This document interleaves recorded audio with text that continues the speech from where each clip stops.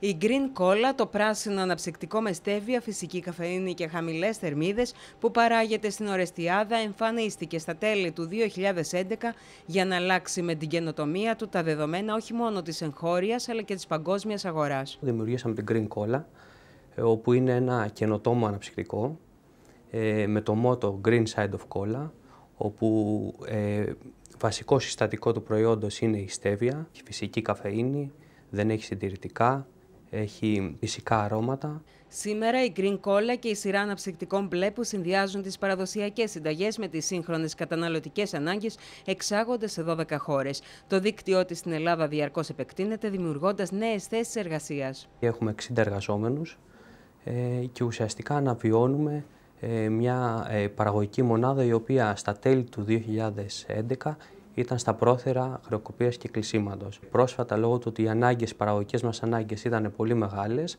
έχουμε κάνει μια συμφωνία με την ΕΑΣ Αργολίδος. Η Green Cola εντάχθηκε στο διεθνές δίκτυο της Endeavour, καθώς επιλέχθηκε στο 57ο Διεθνές Συνέδριο που πραγματοποιήθηκε στη Σιγκαπούρη. Να πάμε πολύ γρήγορα μέσω ενός πολύ δυνατού δικτύου που έχει η Endeavour στην παγκόσμια αγορά και να αρχίσουμε όσο πιο άμεσα μπορούμε, είτε παραγωγή στις κατατόπους αγορές, είτε εξαγωγές. Οι επιλεγμένοι επιχειρηματίες της Endeavour από 22 χώρες έχουν δημιουργήσει περισσότερες από 400.000 θέσεις εργασίας διεθνώς.